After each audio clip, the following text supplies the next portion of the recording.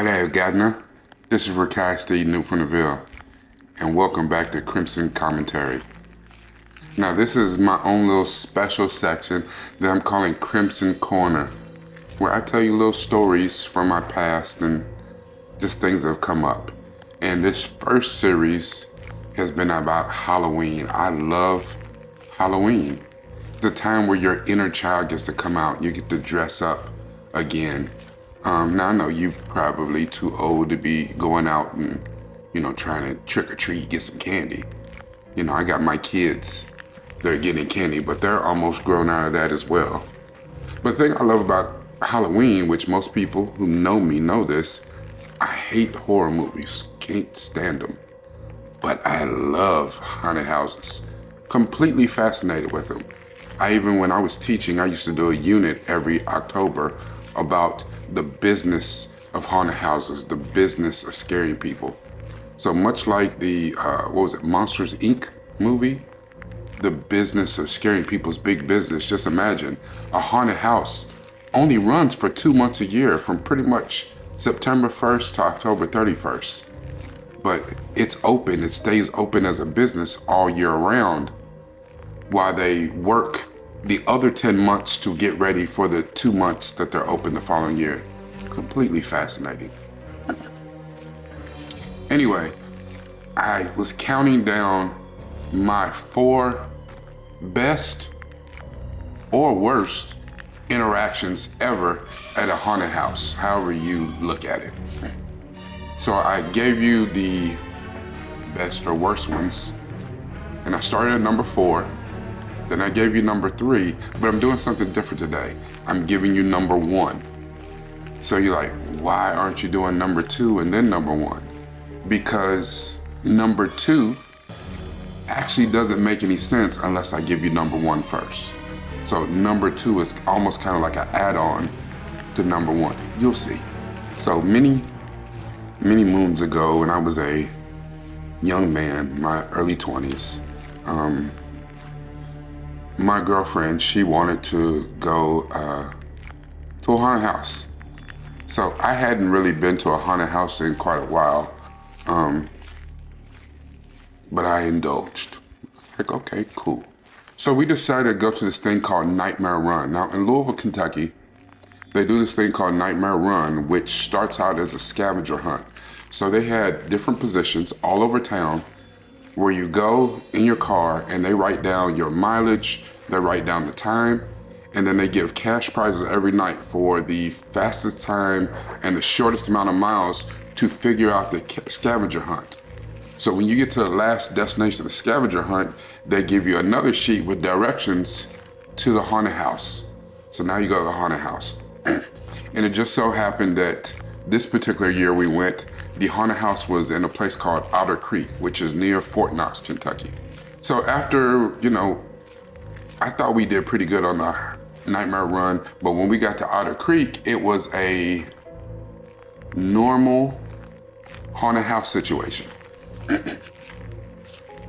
Now, the problem I have now at this point is that when I go through haunted houses, I went through using my military training.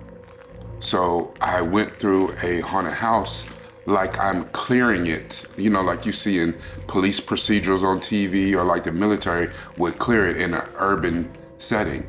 So I'm back to the wall, I'm clearing rooms and things like that. I don't know, that's just how I did it. Which made my girlfriend at the time feel very secure and very awkward, because I didn't just walk through there and scream like a crazy person like everybody else. Now let me be very clear, let me be very specific. To me, there are a set of unwritten rules when you go to a haunted house. When you go to a haunted house, rule number 1, and this is very important. Rule number 1, if you are a performer, if you are someone who is employed by the haunted situation, when you jump out to scare people, there should be what's called a safe distance. You don't know how people will react. You are scaring the literal piss out of them. You don't know how they'll react. You don't know what their triggers are. So there should be a safe distance. That's not only to protect them, but that's to protect you. We're gonna come back to that. I want you to put that right here. We're gonna come back to that. So, I'm going through the house, and me, even if it's low light, my eyes adjust and I'm spotting out people. I need to lessen the blow of how much you're gonna scare the hell out of me. So I see your ass. I see you. I see you. Now that may take some of the fun out of it for other people, but for me that was just necessary. So the thing about a haunted house is when you watch movies, you get this adrenaline rush. And a lot of times, I don't know about y'all, but black people, we talk to the screen. And we tell the people in the screen, everybody else in the movie theater, on the couch, what we would or would not do in certain situations. Don't go in there. Don't look behind that door. Oh, you crazy as hell. Like we do a lot. We do a lot. I admit, we do. But a haunted house is where you get the actual opportunity to test out some of them theories. Is that what you do? We'll see. There was a movie, now y'all know I don't watch horror movies, but there was a movie I watched called Jason Takes Manhattan, I think. It's a Friday the 13th movie. Dumbass movie. Bunch of kids for prom or some shit. They get on some boat. I'm assuming it's somewhere in New York, which, I don't know where Camp Crystal Lake is supposed to be, but so they get on this boat going to New York. Somehow Jason gets on the boat. He starts killing people's ass. They figure out people on the boat's dying. They need to get the hell off the boat. So they take a rowboat, a speedboat, something like that, make it to New York City. They get to the port, but they figure out Jason's still after that ass.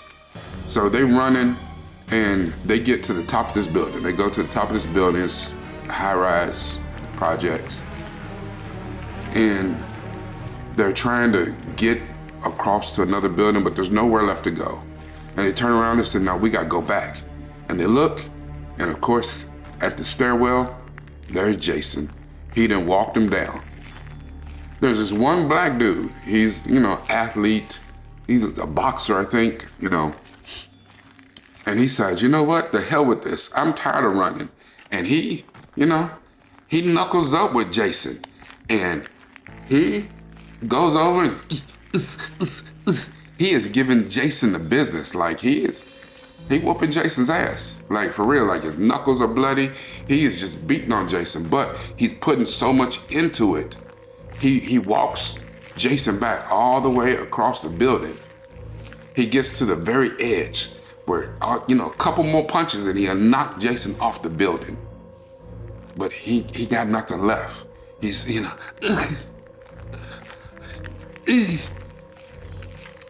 At one point, Jason looks at him and he's like, respect, little dude. I like the cut of your jib. That's all right.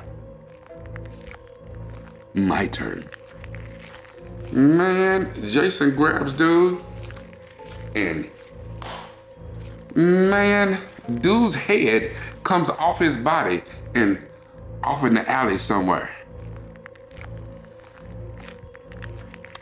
You know what? At this point, I just like, I can't with these monsters and all this in these movies and stuff. Now, why did I stop to tell you a little Jason story? That's important. It's important.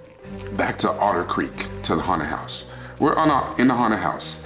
I'm clearing the rooms. My girlfriend is behind me. There's a small group of people behind her. They're like, hey, if dude gonna take point and call out all the monsters, I'm cool with it. I'd rather not pee on myself when somebody jump out scared to piss out of me anyway. Cool. So we get to a hallway. It's dark as hell, like, kind of You can't see nothing down this hallway. So again, back to the wall. I'm looking because there's a room up front. It's a huge room, it's a huge opening. I'm like, I know something's gonna jump out on us in this room. Everybody, stay back, hold on. I know something's gonna jump out. I'm not. So I'm looking. Now, while I'm looking down the hallway, back to the wall, I'm looking down the hallway. What I don't know is that right here,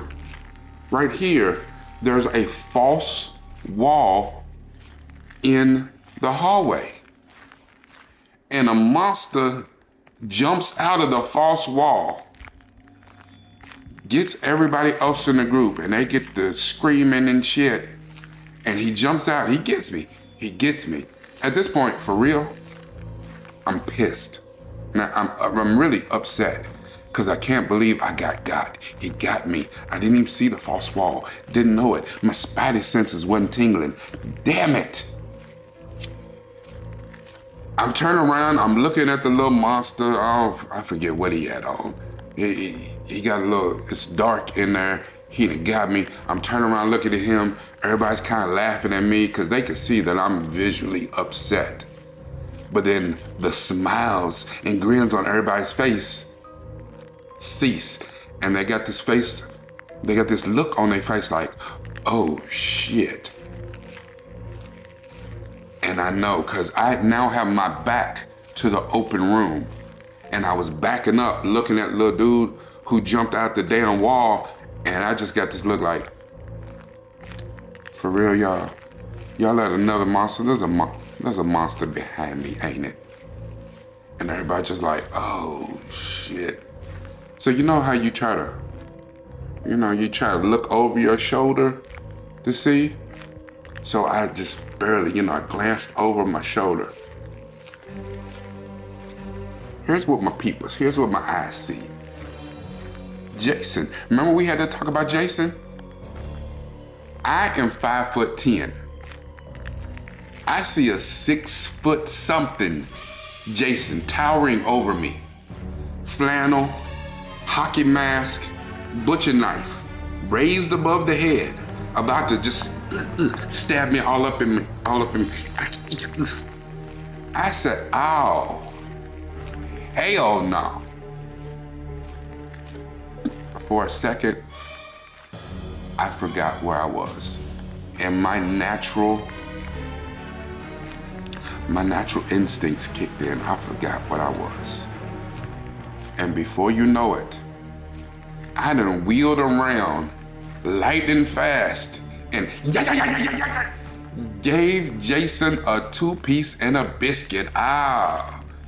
Baby, I got with Jason. I ain't no easy win, ninja. Oh, you ain't gonna take me today, baby. I lit Jason's ass up. Oh, he got all that work. He might be a serial killer, but Jason's ass went night-night at that point. Jason fell like timber in the forest. Oh. At this point, my adrenaline's at an all-time high. I'm up here and I'm like, yeah, you want some more, Jason? You don't want the smoke. Well, I'm feeling justified, vindicated, triumphant even.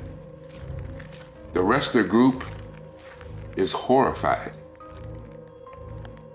They look at me like, what the hell? Now, I'm looking back at them like, I just saved all of us. They looking at me like, you out your rabbit ass mind. When I tell you the entire haunted house shut the hell down, they turned on all the lights. They came over the loudspeaker system. What dude was cussing on it. They ran up on me. With a security and shit. And I'm primed, I'm ready. You come in here and you get some of this you want to.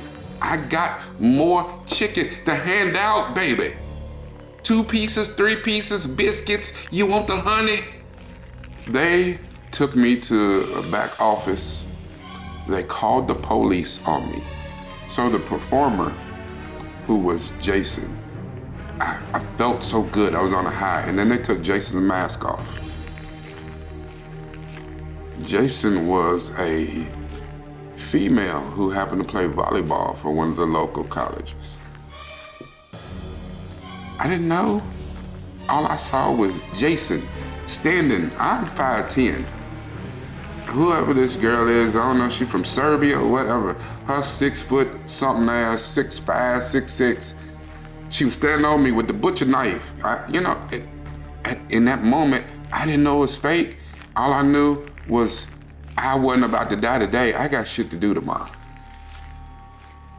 They called the police. The police came and took my statement, and they were half laughing, half pissed as hell, half judgmental. How can you be so stupid? Why the hell would you come here and you gonna act like that? And I'm like, hey, instinct, the rules, remember the rules? If you jump out on people, that's not only for my safety, that's for your safety.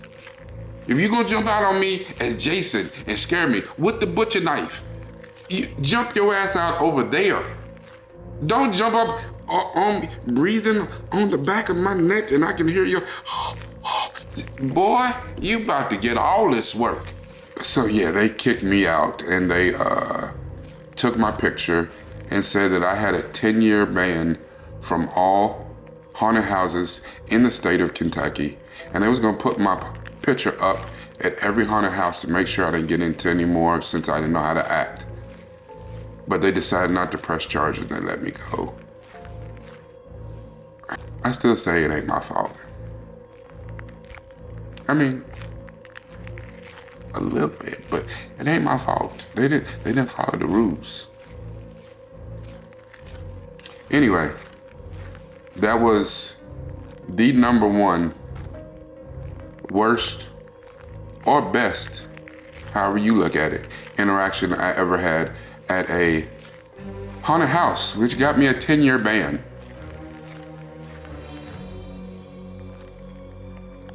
And I still got at least one more story to tell you, which I'll tell you tomorrow.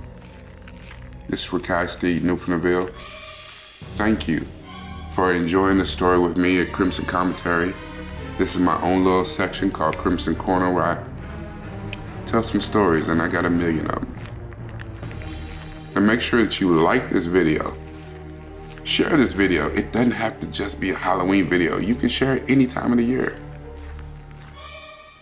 Make sure that you give me some comments. Tell me about some times that you've had some strange interactions at a haunted house. Make sure you watch video #4 and #3 and then watch tomorrow's #2 video. And if for some reason you haven't subscribed, go down in the corner, hit the button, subscribe to Krimson Kommentary. Watch the other videos. There might be something that resonates with you. At the end of the day, it's all about this. But it's even better when you bring this to the party.